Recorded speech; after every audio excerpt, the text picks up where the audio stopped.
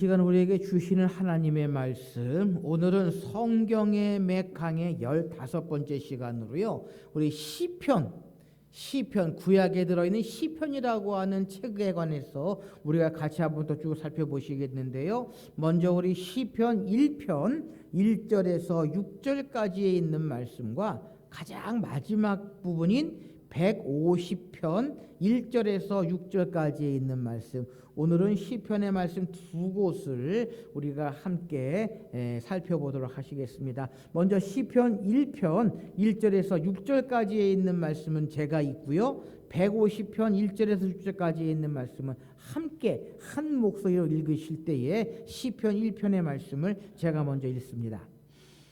복 있는 사람은 악인들의 꾀를 따르지 아니하며 죄인들의 길에 서지 아니하며 오만한 자들의 자리에 앉지 아니하고 오직 여호와 율법을 즐거워하여 그의 율법을 주야로 묵상하는도다. 그는 시냇가에 심은 나무가 철을 따라 열매를 맺으며 그 잎사귀가 마르지 아니함 같으니 그가 하는 모든 일이 다 형통하리로다. 악인들은 그렇지 아니하며 오직 바람에 나는 겨와 같도다. 그러므로 악인들은 심판을 견디지 못하며 죄인들이 의인들의 모임에 들지 못하리로다. 무릇 의인들의 길은 여호와께서 인정하시나 악인들의 길은 망하리로다. 아멘. 우리 이어서 시편 150편 말씀, 우리 1절 6절까지 있는 말씀은 함께 한 목소리로 읽어보도록 하시겠습니다. 시작. 할렐루야. 그의 성소에서 하나님을 찬양하며 그의 권능의 궁창에서 그를 찬양할지어다. 그의 능하신 행동을 찬양하며 그의 지극히 위대하심을 따라 찬양할지어다. 나팔 소리로 찬양하며 비파와 수금으로 찬양할지어다. 소고치며 춤추어 찬양하며 현악과 퉁소로 찬양할지어다. 큰 소리 나는 재금으로 찬양하며 높은 소리 나는 재금으로 찬양할지어다. 호흡이 있는 자마다 여호와를 찬양할지어다. 아멘. 오늘은 우리 시편이라고 하는 책에 관해서 같이 한번 좀 살펴보시겠는데요. 시편, 우리가 너무나도 잘 알고 있는 그러한 책입니다. 그런데 시편에 관해서 우리가 같이 한번 정리하고 시편이라고 하는 책이 어떠한 내용들을 가지고 있는지는 우리가 아마 잘 살펴보지는 못했으리라 생각이 되어집니다. 왜냐하면 우리 목사님이 설교하실 때요, 시편을 전체적으로 설교하시기보다는 시편에 하나씩 한 편씩을 우리가 설교하시는 그러한 일들은 많이 있었습니다. 특별히 우리가 잘 아는 시편 23편, 여호와는 나의 목자시니 내가 부족함이 없으리로다라고 해서 시편 23편의 말씀을 설교했던 그러한 때는 많이 있는데, 이 시편이라고 하는 책이 전반적으로 어떠한 책이냐라고 하는 것을 우리가 또 함께 살펴보지는 못했던 것 같습니다. 그래서요, 우리가 먼저 우리 시편이라고 하는 책을 살펴보기 전에 우리가 복습하는 의미로 우리가 그동안 함께 쭉 살펴보았던 구약의 책들이 어떻게 구분되어지느냐, 우리 화면 한번 띄워줘 보시겠습니까? 네, 화면 하나 넘겨주시면, 예, 구약 성경을 분리하는 분류표입니다. 그래서 구약 성경은 크게 네 가지의 구분을 할 수 있는데요. 우리가 살펴보았던 창세기부터 신명기까지는 율법서라고 이야기를 하고요. 또 우리 여호수아서부터 에스더서까지는 역사서, 이스라엘 백성들의 역사에 관한 책, 역사서라고 이야기를 하고, 오늘 시편이 들어가 있는 이 욥기, 시편, 잠언, 전도, 아가서는 우리가 시가서 또는 문학서라고 하는 구분을 하게 됩니다. 그래서 시편은 구약 성경의 분류에 있어서 시가서다라고 우리가 이야기를 할 수 있습니다. 그리고 나머지 책들 이사야부터 말라기까지는 예언서라고 우리가 구분을 하게 되는데, 특별히 이사야, 예레미야가 에스겔, 다니엘은 대예언서, 대선지서, 또 호세아서부터 말라기까지는 소선지서, 12선지서 라고 하는 그러한 분류를 가지게 됩니다. 그래서 우리가 지금까지 쭉 구약의 책들을 살펴보셨는데요, 이러한 분류를 가지고 있다라고 하는 것입니다. 그런데 이것은 우리가 지금 가지고 있는 39권, 정경화되어진 39권의 책을 분류하는 그러한 분류 방법이고요. 히브리어로 기록되어져 있는 그 구약 성경은 요거와는 조금 다른 그러한 구분법, 분류법을 가지고 있는데, 어쨌든 우리가 지금 가지고 있는 구약책 39권은 이러한 분류를 하게 되고, 그 가운데에서 우리가 오늘 살펴보려고 했더니 시편은 시가서 또는 문학서라고 하는 그 분류 가운데에 들어가 있는 책이다라고 하는 것입니다. 그래서 우리가 다음에 살펴본 잠언전도 아가서, 이것도 시가서에 속해 있는 책인데요. 특별히 잠언전도 아가서는 누가 기록했습니까? 솔로몬이 기록해 놓은 책입니다. 솔로몬의 잠언, 전도, 아가서. 그래서 이 잠언, 전도, 아가서는 다음 시간에 우리가 또 하나씩 좀 살펴보도록 하겠습니다. 자, 그렇다면 우리가 오늘 살펴보려고 했던 이 시편이라고 하는 책은 어떠한 책이냐라고 하는 것입니다. 먼저 우리가 명칭을 좀 살펴보면 시편입니다. 그래서 이 시편은 무엇으로 되어져 있다? 무엇으로 되어져 있다? 시로 되어져 있다라는 것입니다. 시편은 뭐다? 시다. 시. 여러분 시 읽어보셨죠? 우리나라도 시가 윤동주의 시가 있고 박목월님의 시가 있고, 바로 이 시편이요 시다라고 하는 것입니다. 그런데 문제는 우리가 가지고 있는 이 성경은 창세기나 시편이나 마태복음이나 똑같이 이렇게 쭉 그냥 써져 있습니다.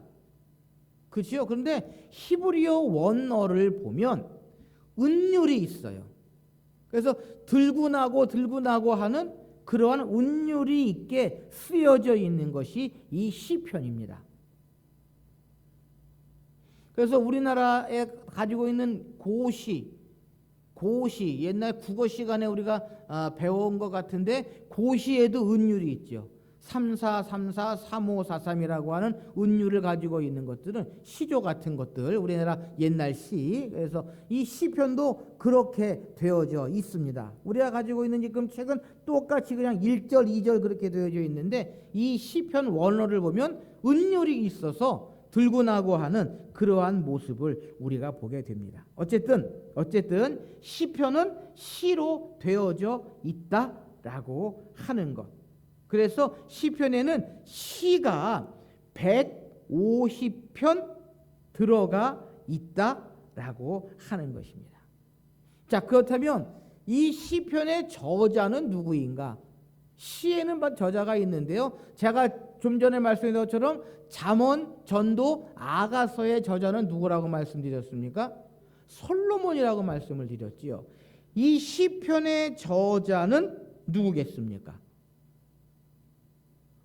한 사람이 아닙니다. 한 사람이 아닌데요. 우리가 그 시편을 이야기할 때에 다윗의 시라고 이야기할 때가 많이 있습니다. 왜 그러냐 하면 이 시편 150편 가운데에 다윗이 쓴 게 73편이 됩니다. 그러니까 150편 가운데에 거의 반을 누가 썼다?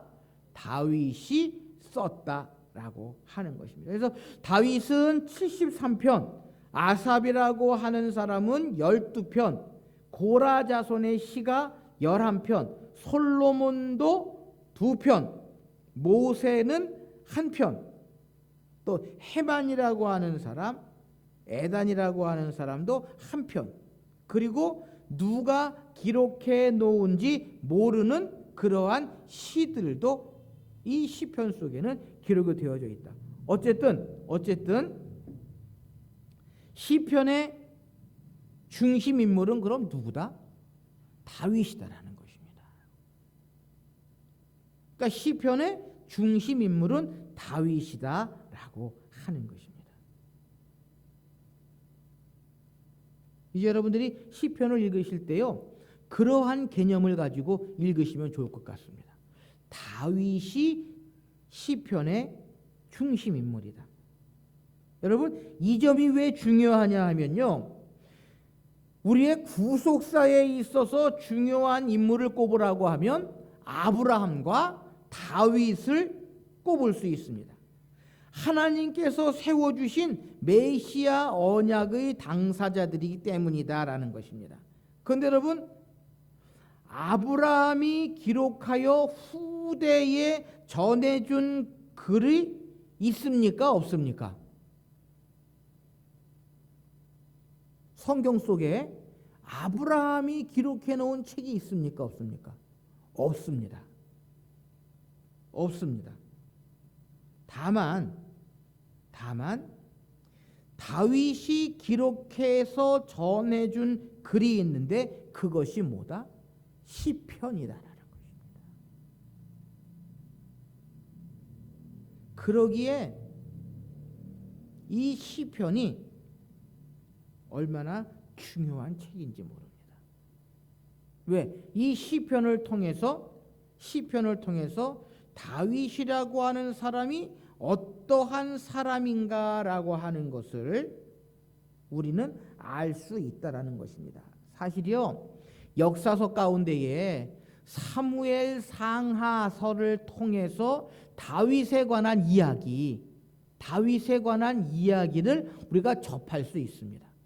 그런데 그것은요, 다윗이 직접 쓴 것이 아니고 역사가들이 다윗이라고 하는 왕에 관해서, 그의 행적에 관해서 기록해 놓은 것이지 다윗이 직접 기록해 놓은 책은 아니다라는 것입니다. 그런데 이 시편 속에 들어가 있는 다윗의 시는 다윗이 기록해 놓은 그러한 시들이 많이 있다라는 것입니다. 그래서요, 이 시편의 중심 인물은 다윗이고, 다윗의 믿음, 다윗의 신앙을 우리가 이 시편을 통해서 더욱더 발견할 수 있다라는 것입니다. 여러분들, 이 시편을 가만히 살펴보시면요, 각 책들마다 표제어가 붙어 있는 것을 보실 수 있습니다. 그래서 예를 들어 시편 108편 같으면 다윗의 찬송시, 109편 같으면 다윗의 시, 이렇게 해서 이 시를 누가 썼느냐라고 하는 그러한 표제어들을 볼 수 있는데요, 특별히 다윗의 시라고 라는 표제어가 붙어있는 시들을 쭉 읽어보면 다윗이 어떠한 상황, 어떠한 여건, 어떠한 형편 가운데에서 기록했다라고 하는 것을 우리가 미루어 짐작할 수 있다라고 하는 것입니다. 그래서 우리가 시편을 대할 때, 시편을 우리가 읽을 때 몇 가지 시편을 보는 그러한 눈을 좀 가지고 있어야 할 것입니다. 첫째는 시편을 기록할 당시에 상황이 어땠느냐라고 하는 것. 다시 말하면 다윗이 어떠한 역사적 배경과 상황에서 이 시를 기록하였느냐라고 하는 것을 우리가 관찰해야 한다라고 하는 것입니다. 예를 들어서 시편 142편을 한번 좀 열어보십시오.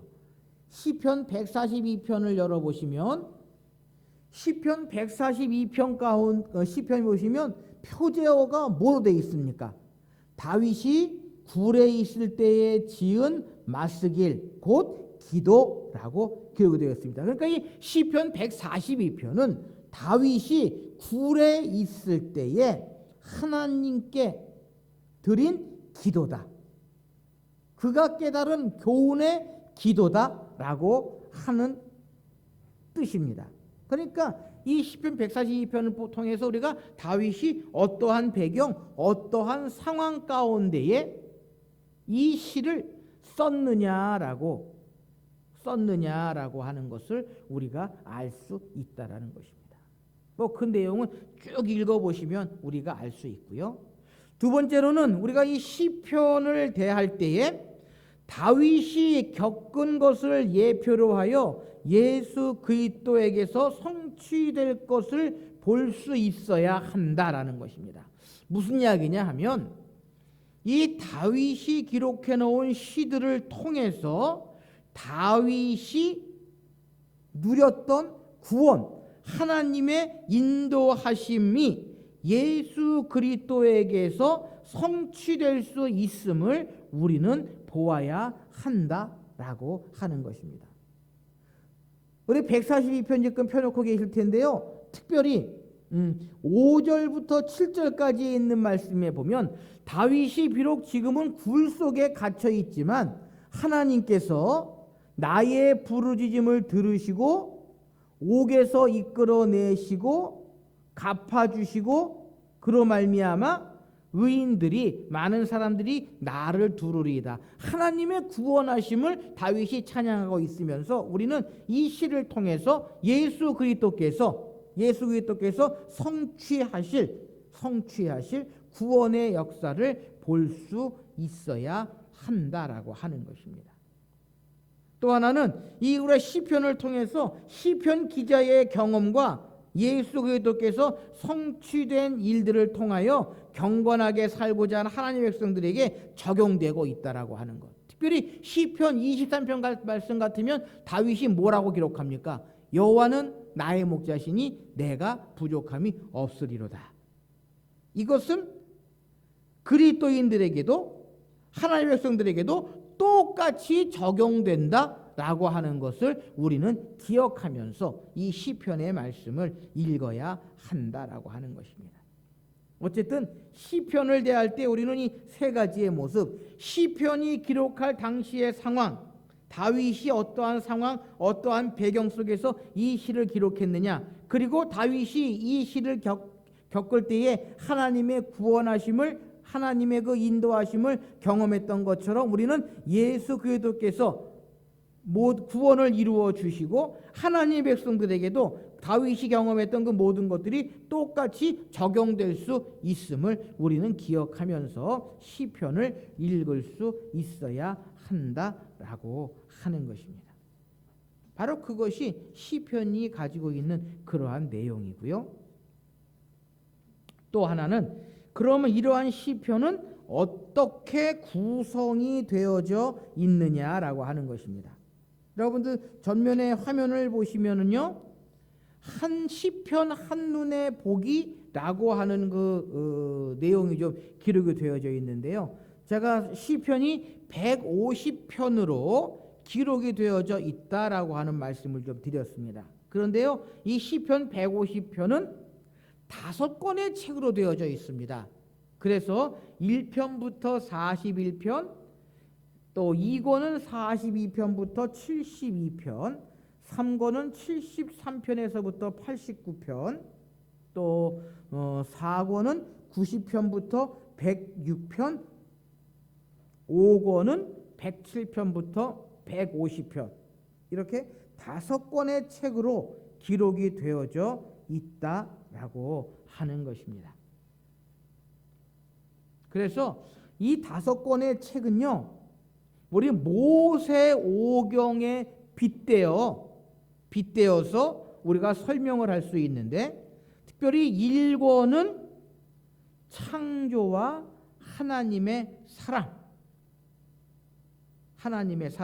주로 나타나는 내용들이 인간에 관한 그러한 내용들이 기록이 되어져 있다라고 하는 것입니다. 그리고 2권에서는 하나님의 구원, 해방과 구속, 그리고 3권은 성소와 예배, 그러니까 성전에 관한 이야기, 그래서 성전에 올라가서 하나님께 예배하고 성전을 찬양하는 그러한 내용들이 많이 들어져 있고요. 4권은 방랑과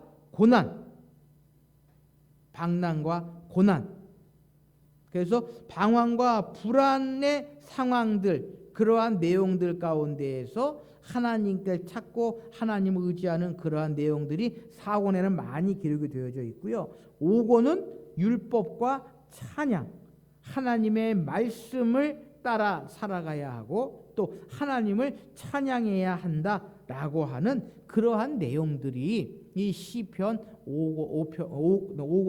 5권에는 들어 있다라고 하는 것입니다. 그래서 이 시편이요 그저 마구잡이로 아무렇게나 기록되어져 있는 그러한 시들이 아니라 이러한 내용들을 가지고 일목요연하게 우리가 시편을 바라볼 수 있어야 한다라고 하는 것입니다. 그래서 이 시편이 가지고 있는 특징은 뭐냐? 시편이 가지고 있는 특징은 뭐냐라고 이야기하면 먼저는 하나님 중심적이다라는 것입니다. 하나님 중심적이다라고 하는 것입니다. 그러니까 하나님을 찬양하고 하나님을 예배하고 하나님께서 우리를 얼마나 사랑하시는지 라고 하는 그러한 하나님 중심적인 내용들을 가지고 있다라고 하는 것입니다. 그래서 때로는 하나님께 원망, 한탄의 그러한 시도 사실은 시편에 들어 있습니다. 그러면서도 그 속에서 하나님께서 사랑하여 주시고 하나님께서 그 모든 것들을 인도하여 주실 줄 믿으면서 하나님께 나아가는 그러한 모습들이 이 시편 가운데에 들어져 있고요. 또 하나는 구체적이다라는 것입니다. 구체적이다. 다시 말하면 시인의 상황, 시인의 환경, 시인의 그 심리 상태가 어떤지 구체적으로 기록이 되어져 있다라고 하는 것입니다. 더 나아가서 이 시편은요 다분히 감각적인 그러한 시도 많이 들어 있다라고 하는 것입니다. 내가 경험한 하나님, 나에게 찾아오시는 하나님, 그리고 내가 느끼는 슬픔, 내가 느끼는 고통, 그러한 감각적인 그러한 내용들도 많이 들어가 있고요. 또 이 시편은 직관적이다라는 것입니다. 불러서 이야기를 하는 것이 아니라 직관적이다. 특별히 다윗은 하나님 앞에 나아가서 눈물로 기도하고 때로는 원망하고 하는 직관적인 그러한 모습, 직접적인 그러한 일들을 하나님께 때로는 눈물을 뿌리면서 기도하고 하나님을 찬양하는 그러한 내용들이 이 시편 속에는 들어 있다라고 하는 것입니다. 그래서요, 어찌 보면 이 시편은 가장 인간적인, 가장 사람의 냄새가 많이 나는 그러한 책 중에 하나가 시편입니다. 왜냐하면 인간의 감정이 그대로 들어가 있고요. 인간의 고난이 그대로 들어가 있고 인간의 그 힘들고 어려움이 그대로 들어가 있는 책이 시편이다라고 하는 것입니다. 그래서 시편은요, 이러한 의미를, 이러한 뜻을 가지고 있음을 우리가 이 시편을 통해서 알 수 있다라는 것입니다. 이제 우리 본문으로 좀 들어가서요. 본문으로 들어가서 우리가 먼저 시편 1편의 말씀을 봉독해 드렸는데요. 시편 1편은 시편 전체의 서론이라고 이야기를 할 수 있습니다. 시편 1편은 시편의 서론이다라는 것입니다. 자, 그리고 시편 150편은 뭐라고 그럼 우리가 이야기할 수 있겠습니까? 시편 150편은 시편의 결론, 마지막 말씀이라고 우리가 이야기할 수 있는데요. 시편 1편은 뭐로 시작을 하고 있습니까? 복 있는 사람을 하고 시작하고 있습니다. 다시 말하면 시편은 복 있는 사람은 하고 복 받은 사람으로 시작해서 춤추며 찬양하는 사람으로 마치고 있다라는 것입니다. 자, 시편 150편 한번 다시 좀 살펴보실까요? 그렇죠? 할렐루야 그 성소에서 하나님을 찬양하며 그를 찬양할지어다. 찬양하는 것으로 끝나고 있다라는 것입니다. 그러니까 복받은 사람은 어떠한 삶을 살아가야 한다? 찬양하는 삶을 살아가야 한다라는 것입니다.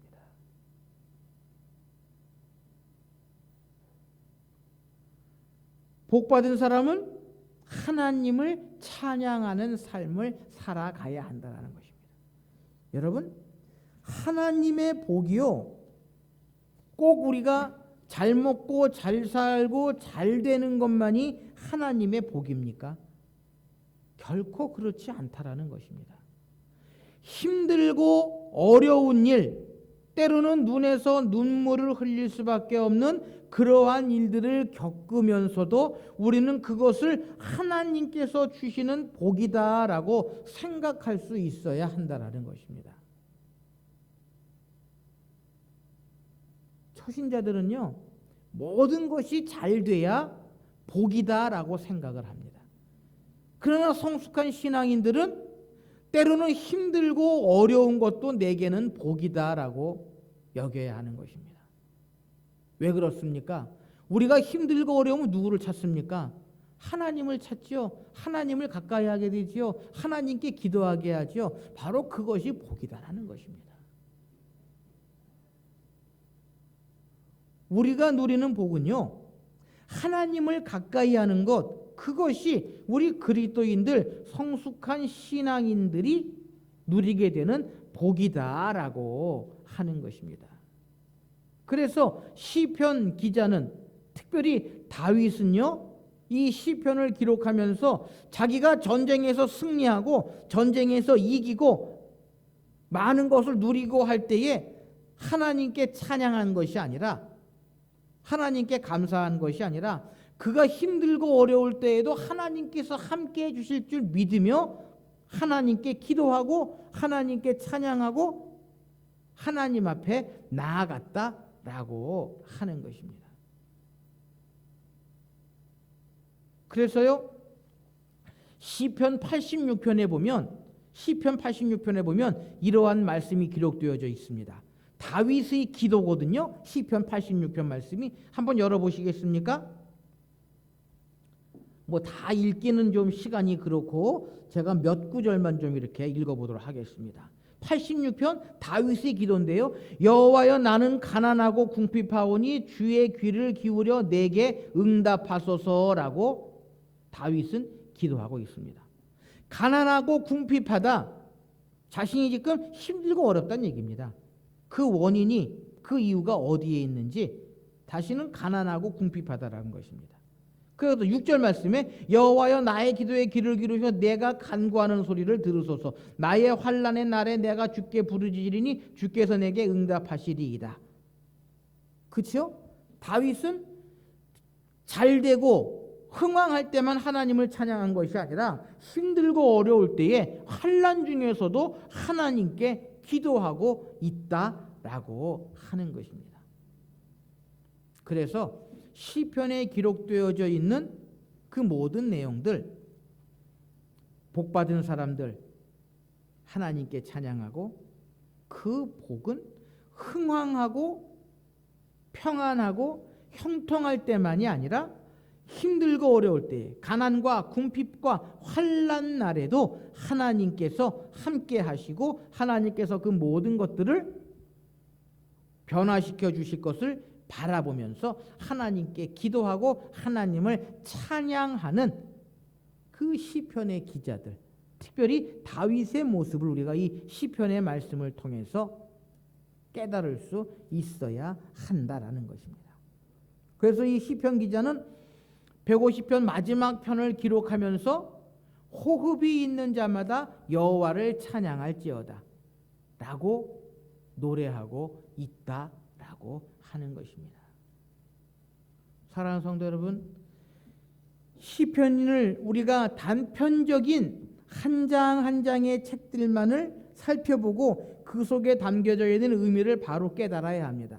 그러나 더 나아가서 우리가 나무만 보는 것이 아니라 이 시편은요, 숲을 봐야 합니다.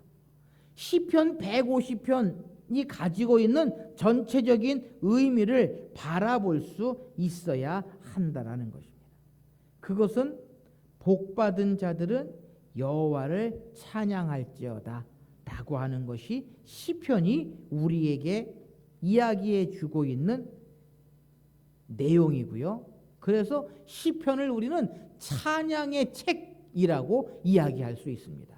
그 찬양은 기쁘고 즐겁고 평안하고 흥왕하고 형통할 때만이 아니라 환난과 고난과 역경 가운데에서도 그 모든 것들을 이겨나가게 하시고 그 모든 것을 잘 지나가게 하실 하나님을 기억하며 그러한 하나님을 찬양하는 믿음, 신앙을 우리는 늘 간직하고 있어야 한다라고 하는 것입니다. 이것이 시편이 우리에게 주는 내용이고요, 의무이고요.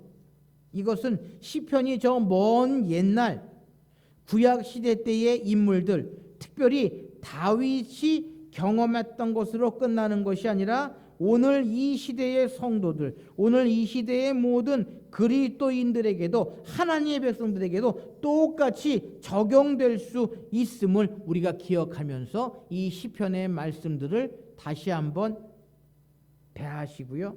특별히 시편 기자가 가지고 있는 고난과 역경과 근심, 오늘 우리가 살고 있는 이 시대에도 우리가 맞닥뜨릴 수밖에 없는 그러한 말씀이고요. 또한 이 시편 기자들이 그것을 어떻게 이루었느냐라고 하는 것을 깊이 묵상하시면서 성도들에게 위로와 격려를 준 말씀, 더 나아가 다양한 상황들이 성도들의 생활 현장에서 재현될 때에 우리도 그 속에서 하나님께서 주시는 은혜와 사랑을 찬양해야 함을 이 시편을 통해서 다시 한번 깊이 묵상하시는 귀한 시간들 되실 수 있으시기를 바랍니다. 기도하십시다.